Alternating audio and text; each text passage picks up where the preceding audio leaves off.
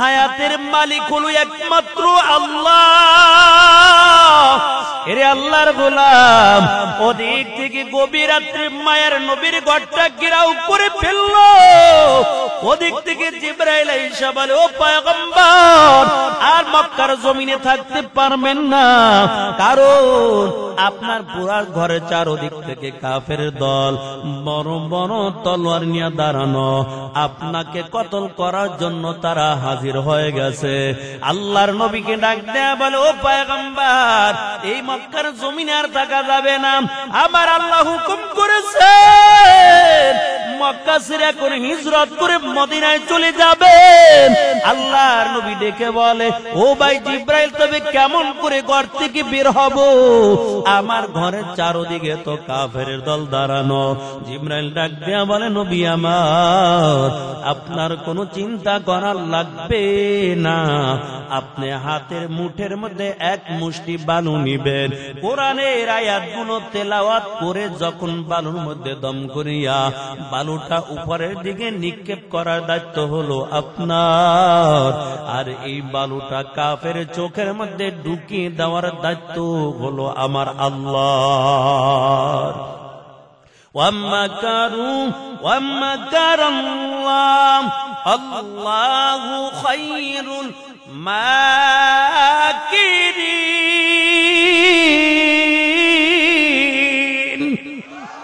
قادر قدرت داری بر کمال انت ربی انت حسبی ذو الجلال تو ہی قادر جلیل اللہ جہادار بہرحال تو ہی میرا نگہدار۔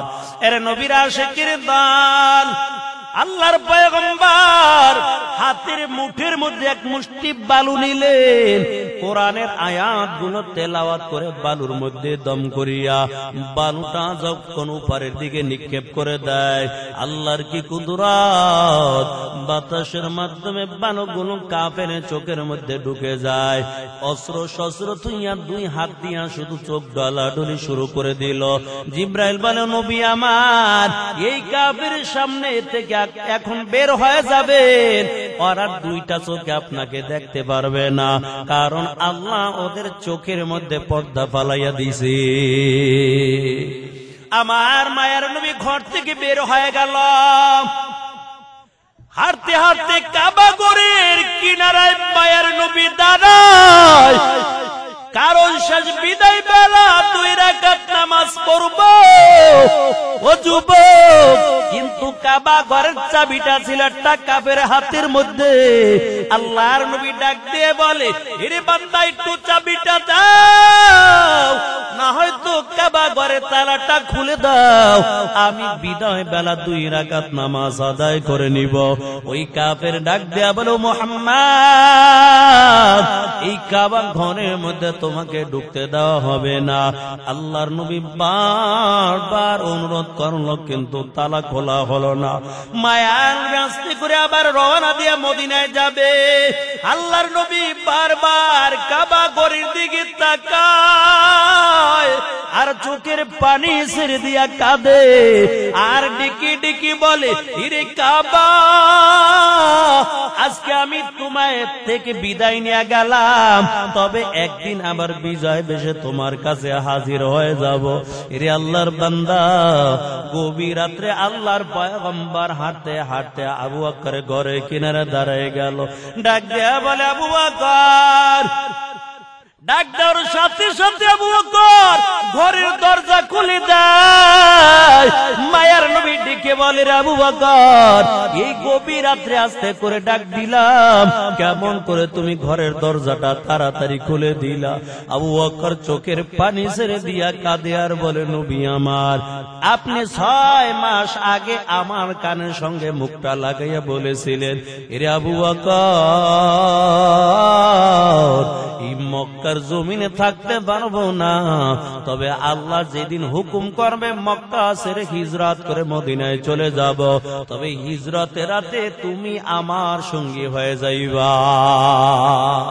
ও নবী আমার, ওই 6 মাস আগে আমার কাছে আপনি বলছেন একদিন কাল আমি বিছানায় পিঠ লাগাই না, সারা রাত্র শুধু দরজার সঙ্গে ট্যাক লাগাইয়া পথের দিকে তাকাইয়া তাকাইয়া অপেক্ষা করি, আর দেখি আমার নবী কোন সময় সে ডাক দেয়।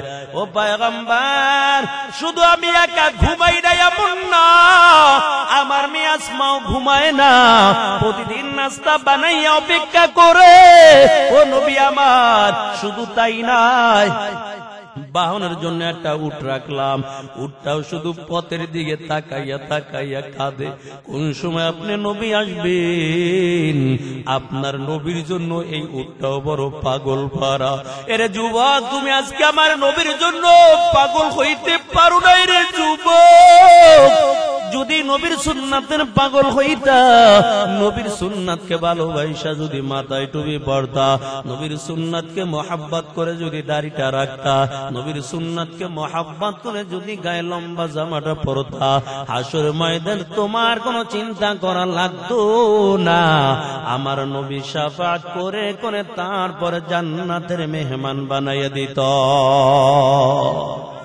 আরে যুবক, আল্লাহর বান্দা, ওই মায়ার নবী আবু বকরকে ডেকে ডেকে বলে, আবু বকর, এত কষ্টই কি মানুষ করতে পারে? আবু বকর, তবে তুমি কি চাও? আবু বকর ডাক দেয়া বলে, নবী আমার, আমি কিছুই চাই না, তবে আমার জন্য একটু দোয়া করে দেন, আল্লাহ তাআলা যেন আমাকে কবুল করে নেয়। আল্লাহর পয়গম্বর আবু বকরের জন্য আল্লাহর কাছে দোয়া করলো, আর বলে, মালিক, এই আবু বকরের সফর হিজরতের রাতে শুরু হয়েছে, আয় আল্লাহ, এই সফর দুনিয়ায় শেষ হবে না, আবু বকরের সফর তুমি জান্নাত পর্যন্ত পৌঁছাইয়া দিও। আশকারাম মিল্লাত মাযহাব জুদাস, আশকারা মিল্লাত মাযহাব খুদাস, মিয়ানে আশাক মাশুকরা মজিজ, কিরামান কাতিবিন রাহম খবর নিস। আরে আল্লাহর বান্দা, ওই আবু বকরকে নিয়ে মায়ার নবীর মরুভূমি পথ দিয়ে চলতেছে, চলতে চলতে জাবালে সুরের কিনারায় চলে যায়। আল্লাহর পয়গম্বর ডাক দেয়া বলে, আবু বকর, সফরে বড় ক্লান্ত হয়ে গেলাম, এই জাবালে সুরের গুহার মধ্যে আমরা একটু বিশ্রাম নিব।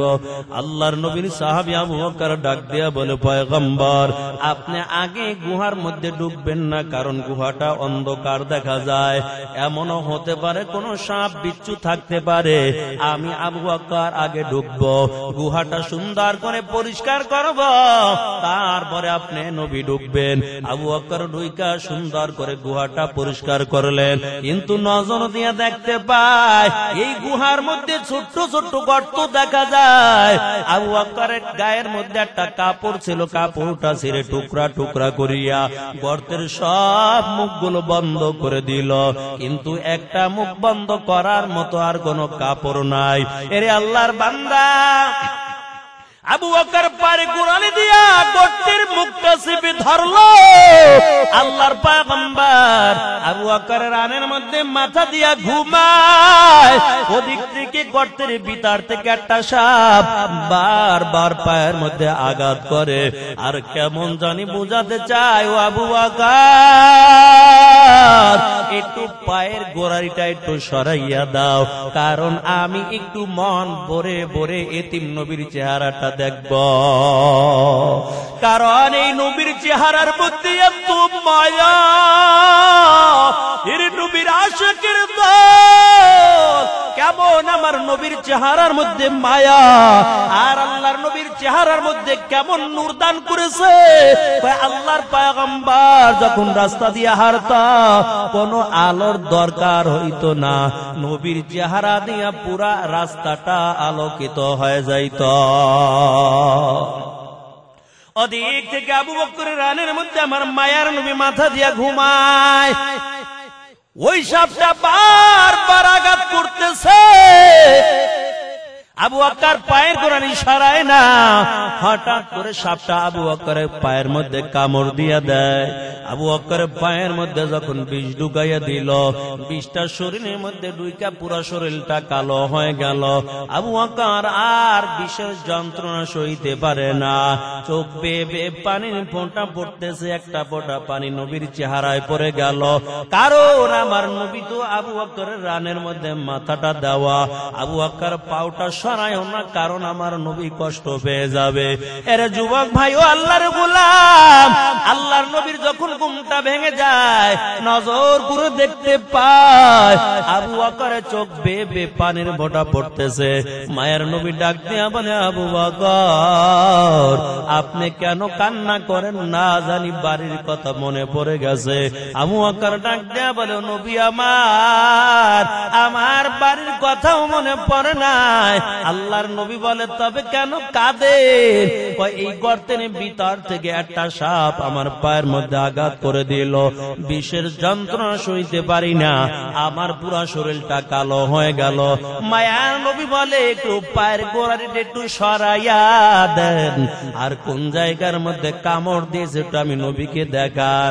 আল্লাহর পয়গম্বর মুখের থেকে একটু লালা নিয়ে যখন ওই জায়গার মধ্যে লাগিয়ে দেয়, এক মুহূর্তের মধ্যে সঙ্গে সঙ্গে পুরা শরীরের বীজগুলো পানি হয়ে যায়। আল্লাহর পয়গম্বর আবু বকর দুইজন মিলে গুহার মধ্যে, যখন গুহার মধ্যে ঢুকে যায়, গুহার মুখটা এসে মাকড়সা সুন্দর করে বাসা বেঁধে দেয়।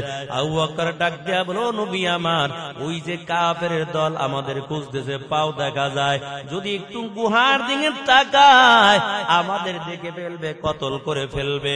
আল্লাহর নবী ডেকে ডেকে বলে, আবু বকর তোমার কোনো চিন্তা করা লাগবে না, কারণ আমরা গর্তের মধ্যে দুইজন না, আমাদের সঙ্গে আল্লাহ আছে। या इलाही तू मेरा माबूद है, या इलाही तू मेरा माशूक है, या इलाही मुझसे मुझको दूर कर, ताके देखो मुझ में तुझको एक नजर। एर नबीर आशिकीर दल ওই আবু বকরকে নিয়ে মায়ার নবী পথ চলতেছে, চলতে চলতে মদিনায় চলে যায়।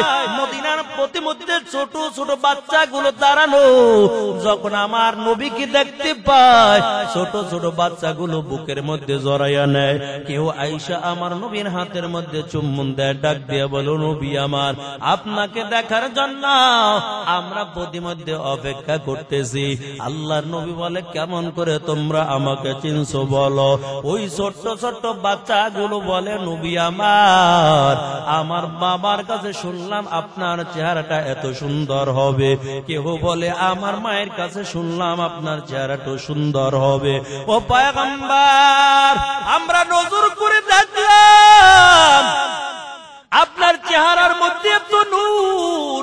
ও পয়গম্বর, আমাদের আর চিনতে কোনো বাকি নাই, আমরা আপনাকে দেখার সাথে সাথে চিনে ফেলেছি, আপনি হবেন একমাত্র আখিরি পয়গম্বর মুহাম্মাদুর রাসূলুল্লাহ সাল্লাল্লাহু আলাইহি ওয়াসাল্লাম। এরে আল্লাহর বান্দা, ওই মক্কা থেকে হিজরত করে মায়ের নবী মদিনায় যায়, মদিনায় ঈমানের দাওয়াত দেয়। 313 জন সাহাবী কালিমা পড়ে মুসলমান হয়ে গেছে। কিন্তু আবু জাহেল আবার ডাক দেয়া বলে, মুহাম্মদ মদিনায় গেছো, তবে এখনো তোমাকে ছাড় দেওয়া হবে না, আমরা তোমার সঙ্গে যুদ্ধ করতে চাই। 1000 কাফের নিয়ে আমি যুদ্ধের ময়দানে আসব। আল্লাহর পয়গম্বর আল্লাহর কাছে দোয়া করে আর বলে, মালিক মদিনায় আয়েশা 313 জন মাত্র কালিমা পড়েছে। আয় আল্লাহ, কেমন করে 1000 কাফিরের মোকাবেলায় যুদ্ধ করব? আল্লাহ বলেন, নবী আমার, আপনার কোনো চিন্তা করা লাগবে না, আপনি 313 জন নিয়ে যুদ্ধের ময়দানে চলে যাবেন। আমি আসমান থেকে হাজার হাজার ফেরেশতা নাজিল করিয়া ওই 313 জনের সঙ্গে কাফিরের মোকাবেলায় যুদ্ধ করাইয়া বিজয়ের মালাটা আপনাকে পরাইয়া বাড়িতে ফিরাব। আরে আল্লাহর বান্দা, যুগে যুগে আল্লাহ তাআলা মুসলমানের বিজয় দান করেছে। ওদিক থেকে যখন ইসলামের বিজয় হয়ে গেল, আল্লাহর নবী ডাক দিয়ে বলে, চলো মক্কায় চলো। আজকে তো ইসলামের বিজয়। আবার সাহাবায়ে কেরামদের কিনে মক্কায় হাজির হয়ে গেল। মক্কার জমিনের মধ্যে আসার পর আল্লাহর নবী আবু বকর ওসমান আলীকে ডেকে বলে, আরে আবু বকর, ওমর, ওসমান আলী, তুমি শুনো, এই কাবা ঘরের মধ্যে 360টা মূর্তি দেখা যায়। মূর্তিগুলো জমিনের মধ্যে ফালাও। জমিনের মধ্যে মূর্তিগুলো ফালায়।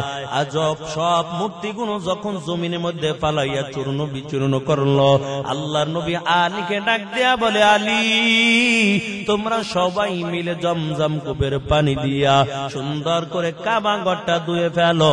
জমজম কূপের পানি দিয়া কাবা ঘরটা ধুয়ে ফেললো। আল্লাহর পয়গম্বর সাহাবায়ে কেরামদেরকে নিয়ে বসে গেল। মায়ের নবী ডেকে ডেকে বলে, ও সাহাবায়ে কেরাম, তুমি শুনো, আজকে তো ইসলামের বড় বিজয়। বলো, আজকে বিজয়ের আযানটাকে দিবে? সব সাহাবায়ে কেরাম পরামর্শ করলো। আবু বকর হিজরতের রাতের সাথে ছিল, আজকে বিজয়ের আযানটা আবু বকর দিবে। আল্লাহর নবী কিছুই বললেন না। আবার ডাক দেয়া বলে, বলো, বিজয়ের আযানটাকে দিবে? আবার সাহাবায়ে কেরাম পরামর্শ করলো, বিজয়ের আযানটা আজকে ওমর দিবে। আল্লাহর নবী কিছুই বললেন না। আবার বলে, বলো, বিজয়ের আযানটা কে দিবে? কয়, বিজয়ের আযানটা দিবে আলী। আল্লাহ রাসূল কিছুই বলেন না। আবার নবী ডেকে ডেকে বলে, ও সাহাবায়ে কেরাম, আবার সিদ্ধান্ত নাও, বিজয়ের আযানটাকে দিবে? সাহাবায়ে কেরাম বলে, আজকে বিজয়ের আযানটা ওসমান তুমি দিবা। আল্লাহ রাসূল কিছুই বললেন না। এমন সময় আল্লাহ জিবরাইলকে পাঠাইয়া বলে, জিবরাইল, যাও আমার বন্ধুকে জানাইয়া দাও, বিজয়ের আযান আবু বকর, ওমর, ওসমান আলীও দিবে না, বিজয়ের আযান দিবে ওই আফ্রিকার কালো বেলাল। আশকারা মিল্লাত মযহাব জুদাস, আশকারা মিল্লাত মযহাব খুদাস, মিয়ানে আশক মাশুকরা মজিদ, কিরামান কাতিবিন রাহম খবর নিস। আরে আল্লাহর বান্দা, ইমানের পাওয়ার এত ছিল বিলালের, আর আমার নবীকেও এত ভালোবাসত। কয়, বেলাল জীবনের চাইতো আমার নবীকে বেশি ভালোবাসত। আল্লাহ সিদ্ধান্ত করে দিল, আজকে বিজয়ের আযানটা দিবে বেলাল। আর এই বেলাল মালিকের কাছে কত দামি হয়ে গেছে। কয়, নবী যখন মেরাজে চলে গেল, আল্লাহ পয়গম্বর ঘুরে ঘুরে জান্নাত দেখতেছে, কিন্তু হাঁটতেছে পিছে পিছে বেলালের পায়ের শব্দ নবী কানে শুনতে পায়। আর নবী পিছের দিকে ফিরে কিন্তু বেলালকে দেখে না। জমিনে এসে ডেকে ডেকে বলে, বেলাল, এমন কি আমল করেছো বলো যে আমল আমার আল্লাহ কবুল করেছে? বেলাল বলে, পয়গম্বর, আমার এমন কোন আমল নাই, তবে আমি যখনই উযু করি তখনই সাথে সাথে 2 রাকাত নামাজ আদায় করে নেই। আরে আল্লাহর বান্দা, আল্লাহর নবীও জানাইয়া দেয়, তোমার আমল আল্লাহ বড় কবুল করেছে। এরে যুবক, তবে ঈমানটা মজবুত করে নাও। অল্প আমল যদি হয়, আল্লাহ কিয়ামতের ময়দানে জান্নাতের মেহমান বানাবে। মায়ার নবীও জানায়, পালান নবী সাল্লাল্লাহু আলাইহি ওয়াসাল্লাম, আখলিস দীনাকা ইয়াকফিকাল আমালুল কলিল। তোমার ঈমানটা মজবুত করে নাও, অল্প আমল নাজাতের জন্য যথেষ্ট হয়ে যাবে। আল্লাহ কোরআনের মধ্যে বলে, আল্লাযী খালাকাল মাউতা ওয়াল হায়াতা লিয়াবলুয়াকুম আইয়ুকুম আহসানু আমালা। আল্লাহ বলেন, আমি মৃত্যু এবং জীবনকে সৃষ্টি করলাম তার একমাত্র কারণ আমি পরীক্ষা করে দেখব কার আমল কত সুন্দর হয়ে যায়। যার ঈমান যত মজবুত ওই বান্দার আমলও তত সুন্দর হয়ে যাবে। ছোট্ট বালক জুনায়েদ বাগদাদী রাহমাতুল্লাহ আলাইহি জামানার বড় একজন বুজুর্গ, এই ছোট্ট বালক জুনায়েদ বাগদাদী রাহমাতুল্লাহ আলাইহি তার সঙ্গে এক খ্রিস্টান যুবকের সঙ্গে ভালো সম্পর্ক ছিল। জুনায়েদ বাগদাদীর কাছে একদিন খ্রিস্টান যুবক আইসা আবার তাড়াতাড়ি যাওয়ার জন্য বড় ব্যস্ত হয়ে গেল। জুনায়েদ ছোট্ট বালক ডেকে বলে, রে যুবক, তবে তুমি আসছো আবার তাড়াতাড়ি যাওয়ার জন্য কেন ব্যস্ত? খ্রিস্টান যুবক ডাক দেয়া বলে, ও মুসলমানের সন্তান, তবে শুনো, যেমন তোমাদের মুসলমানদের ধর্মীয় অনুষ্ঠান হয়, আমাদের খ্রিস্টানদেরও আজকে ঠিক এমন বড় একটা অনুষ্ঠান হবে।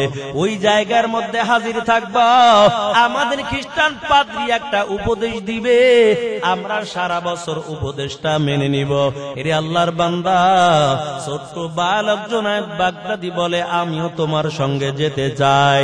ওই খ্রিস্টান যুবক ডাক দেয়া বলে, ও মুসলমানের সন্তান, তবে শুনো, ওই জায়গার মধ্যে কোনো মুসলমান যেতে পারে না, কারণ যদি কোনো মুসলমানের সন্তান যায় তাকে বন্দী করে শাস্তির ব্যবস্থা করে দেয়। ছোট্ট বালক জুনায়েদ বাগদাদীর ঈমানটা কেমন মজবুত, কয় আমাকে নিয়ে তোমার কোনো চিন্তা করা লাগবে না, কারণ মুসলমানের সঙ্গে কেউ নাই, তবে মুসলমানের সাথে আল্লাহ আছে।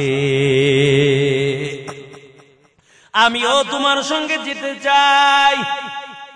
ওই ছোট্ট বালক জুনায়েদ বাগদাদী রাহমাতুল্লাহ আলাইহি ওই ময়দানের এক কোণার মধ্যে বসে যায়। হাজার হাজার খ্রিস্টান শ্রোতার দল, কিন্তু খ্রিস্টান পাদ্রীর দামি সিংহাসনের মধ্যে বসে গেল। উপদেশ দিবে, জিহ্বা নাড়ায়, ঠোঁটটা নাড়ায়, জবান থেকে কথা বের হয় না। ওদিক থেকে শ্রোতারা ডাক দেয়া বলে, কি ব্যাপার, আপনি কেন আমাদের উপদেশ দেন না? খ্রিস্টান পাদ্রী বলে, আমিও তো কথা বলতে চাই, কিন্তু কেমন করে কথা বলবো? তার একমাত্র কারণ এই মজলিসের মধ্যে একজন মুসলমানের সন্তান আছে। একজন মুসলমানের সন্তান থাকার কারণে আমিও কথা বলতে চাই, কিন্তু জবান থেকে কথা বের হয় না। শ্রোতারা ডাক দিয়া বলে, কই একটু দেখাইয়া দেন, আমরা তাকে বন্দী করে শাস্তির ব্যবস্থা করব। খ্রিস্টান পাদ্রী ডাক দিয়া বলে, না না, বন্দী করার দরকার নাই, শাস্তি দেওয়ার দরকার নাই, কারণ আমিও দিলে দিনে একজন খাঁটি মুসলমান খুঁজতেছি। একমাত্র আমার দিলের মধ্যে কিছু প্রশ্ন জেগে গেছে, খাঁটি মুসলমান ছাড়া উত্তর দিতে পারবে না। তবে এই বালককে দেখে আমার মনে হয় এটা সাধারণ কোন মানুষ না, এটা খাঁটি একজন মুসলমানের সন্তান হবে। তাকে আমার কাছে হাজির করো। ওই ছোট্ট বালক জুনায়েদকে কাছে ডাকা হয়। খ্রিস্টান পাদ্রী ডেকে ডেকে বলে, মুসলমানের সন্তান, তবে এই জায়গার মধ্যে তুমি কেন আসছো বলো? ছোট্ট বালক জুনায়েদ ডেকে বলে, আমি ঈমানের দাওয়াতটা দেওয়ার জন্য হাজির হয়ে গেলাম, কারণ আপনারা দুনিয়াও শান্তি, পরকালেও মুক্তি পাইয়া জান্নাতের মেহমান হবে। ওদিক থেকে খ্রিস্টান পাদ্রী ডাক দিয়া বলে, কালিমা পড়বো, তবে আমার একটা শর্ত আছে। কয়, কি শর্ত? কয়, তোমাদের মুসলমান উলামায়ে কেরামদেরকে হাজির করো, আমি 4টা প্রশ্ন করব, যদি উত্তর দিতে পারে আমি আর দেরি করব না, আমিও সাথে সাথে কালিমা পড়ে মুসলমান হয়ে যাব। জুনায়েদ বাগদাদি হাজার হাজার উলামায়ে কেরামদেরকে হাজির করলো, আর এক পাশে লক্ষ লক্ষ খ্রিস্টান শ্রোতার দল বড় সিংহাসন সাজাইয়া, এই দামি সিংহাসনের মধ্যে খ্রিস্টান পাদ্রী বসে গেল। ওদিক থেকে বসার পর উলামায়ে কেরামদেরকে ডাক দেয়া বলে, মুসলমানের দল, তবে শুনো, আমি 4টা প্রশ্ন করব, যদি উত্তর দিতে পারো আমি আর দেরি করব না, কালিমা পড়ে মুসলমান হয়ে যাব। আর যদি উত্তর দিতে না পারো তোমাদের বন্দী করিয়া আমি শাস্তির ব্যবস্থা করে দিব। সব মুসলমান উলামায়ে কেরাম রাজি হয়ে গেল, কারণ মুসলমানের দিলের মধ্যে কোনো ভয় নাই। মুসলমানের সাহায্য করার মালিক হলো আমার আল্লাহ। খ্রিস্টান পাদ্রী দামি সিংহাসনের মধ্যে বসে গেল, ডাক দিয়ে বলো, মুসলমানের দল, আমার 1 নাম্বার প্রশ্ন বলো, আল্লাহ এখন কি করে? 2 নাম্বার প্রশ্ন বলো, আল্লাহ কোন দিকে তাকানো? 3 নাম্বার প্রশ্ন বলো, কোন জায়গার মধ্যে সূর্যের আলো একবার পড়েছে আর কিয়ামতের আগে ওই জায়গার মধ্যে সূর্যের আলো পড়বে না? 4 নাম্বারে বলো, কোন কবর জিন্দা ছিল, কবরের বাসিন্দাও ছিল জিন্দা, আবার জিন্দা কবরটা চলাফেরা করত? এই 4 প্রশ্নের উত্তর যদি দাও আমি দেরি করব না, সাথে সাথে কালিমাটা পড়ে নিব। এরে আল্লাহর বান্দা, মুসলমান উলামায়ে কেরাম দিলটা লাগাইয়া আল্লাহর কাছে দোয়া করে আর বলে, মালিক, মুসলমানের যুগে যুগে বিজয়ের মালা পরাইছো, আয় আল্লাহ, তবে আজকেও মুসলমানদের বেইজ্জতি করবা না। আয় আল্লাহ, আজকেও তুমি মুসলমানের বিজয়ের মালাটা পরাইবা। এমন করে করে দিলটা লাগাইয়া আল্লাহর কাছে দোয়া করা শুরু করে দিল। হঠাৎ করে ছোট্ট বালক জুনায়েদ বাগদাদি দাঁড়াইয়া গেছে, ডাক দিয়া বলে, ও মুসলমান উলামায়ে কেরাম, তবে শুনো, তোমাদের কোনো চিন্তা করা লাগবে না, কারণ খ্রিস্টান পাদ্রীর 4 প্রশ্নের উত্তর দেওয়ার জন্য আমি ছোট্ট বালক মুসলমানের সন্তান জুনায়েদ একাই যথেষ্ট। সবাই অবাক হয়ে গেছে, কিরে এই 2 বালক কেমন করে উত্তর দেবে? সব বইয়ে রয়েছে। আর বেশি সময় নিব না, 5 মিনিট থাকবেন তো ইনশাল্লাহ, কারণ রাত্র তো অনেক হয়ে গেছে। 12টার পরে আর ওয়াজ করার ইমেজ থাকে না। ওই আমি দেখতেছি অনেকে ঘুমাইয়ে বইরে যাইতেছেন, তারপরও বইয়ে রয়েছেন। আল্লাহ তো বসায় রাখছেন, আল্লাহ ভালোবাসে বসায় রাখছেন। অনেকে আবার আখিরি মোনাজাতের আশায় বইয়া রয়েছেন। এই জন্য বেশি সময় আর 5 মিনিট, এই 4টা প্রশ্নের উত্তর দিয়ে দিতে পারি কিনা, নাকি শেষ করে দেব? কমো বুঝছেন কিন্তু আল্লাহ, আমি তো আপনাকে চিন্তা করি, দেন না খুদবা টুদবা বই নেই, ডাইরেক্ট ঢুকে গেছি। চিন্তা তো আপনাকে ওটা করতেছি। আবার 1টা পর্যন্ত 2টা পর্যন্ত ওয়াজ শুই না। সকালবেলা ফজরের নামাজ না পড়লে কবরে গেলে ফিডানটা আগে আমার শুরু হবে। ওয়াজ যে করছো রাইতে 1টা পর্যন্ত, শ্রোতারা তো একটা নামাজ পড়তে মসজিদে আয় না। সকালবেলা বিবি কয় তাড়াতাড়ি ওটা নামাজ পড়বো না, কাজ করতে সারাই তো ওয়াজ শুনছি, ঘুমাইল। এই ওয়াজ শুনে লাভ নাই। আগামীকাল সকালে এই ওয়াজ শুনে মসজিদে কমপক্ষে হলো 1 কাতার মুসল্লি ভরপুর থাকা লাগবে। কি কোন রাজি আছেন? কারা কারা আগামীকাল ফজরের নামাজ পড়বেন দেখি তো, হাতটা উঠান একটু। ওই অনেক উঠানাকে উঠতে পারি না, না পারি। আইবেন তো মসজিদে, বুঝা কইেন, আল্লাহ কবুল করেন, বলেন আমিন। আরে কারো জন্য এই রাত্র শেষ রাত্র হইতে পারে, তবে এই যে নিয়ত করেছেন, এই যে নিয়ত করেছেন যে আমি ফজরের নামাজ পড়বো, এই কারণে আল্লাহ তাআলা আপনার আমলনামে একটা নেকি দান করে দিচ্ছে। या इलाही तू मेरा माबूद है, या इलाही तू मेरा माशूक है, या इलाही मुझसे मुझको दूर कर, ताकि देखो मुझ में तुझको एक नजर। अरे अल्लाहर बंदा जुनायद बागदादी डेके डेके ডেকে বলে, ও মুসলমানের দল, এই খ্রিস্টান পাদ্রীর 4 প্রশ্ন উত্তর দেওয়ার জন্য আমি মুসলমানের সন্তান জুনায়েদ বাগদাদি একাই যথেষ্ট। সব ওলামায়ে কেরাম বড় অবাক হয়ে গেল। খ্রিস্টান সুলতান দল তাকাইয়াছে। হঠাৎ করে হাঁটতে হাঁটতে জুনায়েদ খ্রিস্টান পাদ্রীর কাছে হাজির। ওরে যুবক, তবে কার মাধ্যমে আল্লাহ হেদায়েত দিয়া দেয় কেউ জানা নাই, তবে কারো একটা কথার বিনিময়ে আল্লাহ তাআলা হেদায়েত দিয়া দেয়। এই যে গত বছর হজের সময় দেখছেন, হজের মধ্যে একজন খ্রিস্টান পাদ্রী হজের মধ্যে চলে গেল। ওই বান্দা গির্জার মধ্যে ঘুমন্ত অবস্থায় ছিল, বক্তবৃন্দের অভাব ছিল না।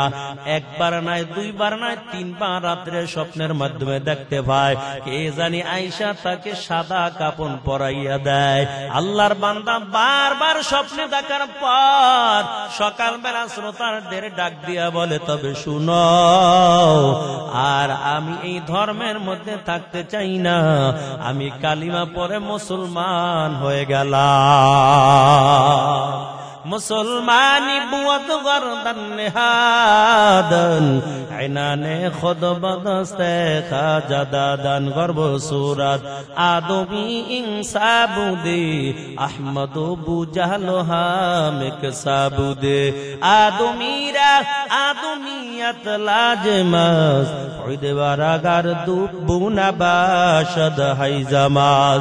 এর নবীর উম্মতের দল ওই খ্রিস্টান পাদ্রী যখন আল্লাহর ঘরটা যখন তওয়াফ করে চোখের পানি ছেড়ে দিয়া কাঁদে, যখন আরাফার ময়দানে গেছে চোখের পানি দিয়া কাঁদে, যখন নবীর রওজার পাশে আয়েশা সালাম দেয়, আল্লাহর বান্দা চোখের পানি ছেড়ে দিয়া কাঁদে আর বলে, আমি তো ছিলাম একজন জাহান্নামের কয়েদি, আমার আল্লাহ আমাকে হেদায়েতের মালাটা পরাইয়া আজকে নবীর রওজার পাশে দাঁড়াইয়া সালাম দেওয়ার তৌফিক দিয়েছে। মদিনা যাইতে পারলাম না, মদিনা দেখতে পারলাম না, আমি অসহায় তাই এত দূরে রই, আমি অসহায় তাই এত দূরে রই, শুধু সালাম জানাই, মদিনা যাইতে পারলাম না, মদিনা দেখতে পারলাম না। মদিনা নাম কত সুন্দর,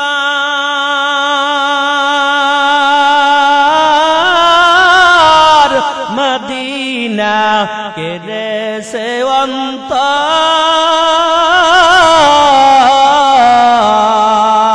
ওই মদিনার পথের ধুলি আমি, ওই মদিনার পথের ধুলি আমি মাখতে পারলাম না, মদিনা যাইতে পারলাম না, মদিনা দেখতে পারলাম না। আমি অসহায় তাই এত দূরে রই, আমি অসহায় তাই এত দূরে রই, শুধু সালাম জানাই, মদিনা যাইতে পারলাম না, মদিনা দেখতে পারলাম না। हम सुरात हम सिरात मुस्तफा दर तमामी हालयों कुन इत्तिबा इत्तिबाए सुन्नते खैरुल बशर गिर लाज़िम ताबुया बी इफ़सार। এর নবীর আশিকের দল এই ছোট্ট বালক জুনায়েদ বাগদাদী খ্রিস্টান পাদ্রীর কাছে হাজির হয়ে যায়। খ্রিস্টান পাদ্রী ডাক দেয়া বলে, ও মুসলমানের সন্তান, তবে বলো তুমি আমার 4 প্রশ্ন উত্তর দিতে পারবা কিনা? জুনায়েদ বাগদাদী বলে, ইনশাআল্লাহ, কারণ আমার দিনের মধ্যে কোনো ভয় নাই, আমাকে একমাত্র সাহায্য করার মালিক হলো আল্লাহ। এরে আল্লাহর বান্দা, তবে জুনায়েদ বাগদাদী ডেকে ডেকে বলে, ও খ্রিস্টান পাদ্রী, তবে শুনেন, আপনি আমাকে 4টা প্রশ্ন করেছেন, আপনার 4 প্রশ্নের উত্তর আমি দিয়ে দিব। তবে আমিও একটা কথা বলতে চাই। বলে কি বলতে চাও? বলে আমি বলতে চাই যে প্রশ্ন করে সে বড় না যে উত্তর দেয় সে বড়। খ্রিস্টান পাদ্রী বলে যে প্রশ্নের উত্তর দেয় সেই তো বড়। ছোট্ট বালক জুনায়েদ বাগদাদী ডেকে বলে আপনি তাহলে দামি সিংহাসন থেকে নিচে নেমে যান, আমি এখন দামি সিংহাসনের মধ্যে বসে আপনার প্রশ্ন উত্তর দিয়ে দিব। খ্রিস্টান পাদ্রী দামি সিংহাসন থেকে যখন নিচে নেমে গেল, ওই ছোট্ট বালক জুনায়েদ বাগদাদী দামি সিংহাসনের মধ্যে বসে গেল। ডাক দেয়া বলে, ও খ্রিস্টান শ্রোতার দল, তোমাদের 1 নাম্বার প্রশ্ন ছিল আল্লাহ এখন কি করে? তবে আমার আল্লাহ এখন এই কাজটাই করেছে। তোমাদের মতো খ্রিস্টান পাদ্রীকে কানে দইরা নিচে নামাইয়া আমার মতো মুসলমানের ছোট্ট বালক সন্তানকে আল্লাহ এখন দামি সিংহাসনের মধ্যে বসিয়ে দিয়েছে। আর সামনে আগাইলাম না, রাত্র 12টা 20 বেজে গেছে। সামনে আগাইলাম না, যেহেতু অনেক রাত্র হয়ে গেছে। যতটুকু আলোচনা করলাম আল্লাহ ভুল ত্রুটি ক্ষমা করে আল্লাহ সবাইকে নির্ভেজাল ভাবে আমল করার তৌফিক দান করেন, বলেন আমিন। আগামীকাল তো মানে পরীক্ষা শুরু না, তাদের জন্য আমরা দোয়া করব। অনেক আশা ভরসা নিয়ে তারা লেখাপড়া করে, আমরা তাদের জন্য দোয়া করব আল্লাহ তাআলা যেন তাদের মাতার জেহেন শক্তি খুইলা দেয়, ভালো রেজাল্ট করে পিতা মাতার সুনাম যেন অর্জন করতে পারে। সংক্ষেপে, বেশি আমি কালেকশন তো করি না, আর ওইরকম এও নাই, যেহেতু মসজিদ আল্লাহর ঘর। এই 2-1 মিনিটের মধ্যে আমি কিন্তু এখন বর্তমানে মুসাফির অবস্থা আছি, কেন সকালে গেছি চাঁদপুরটা ঘুরে এই জায়গায় আছি, যদিও বাসা তো ঢাকা। বাসায় যেহেতু যাইনি তাহলে মুসাফির। এখন মুসাফির অবস্থায় দোয়া করলে আল্লাহ তাআলা দোয়া কবুল করে।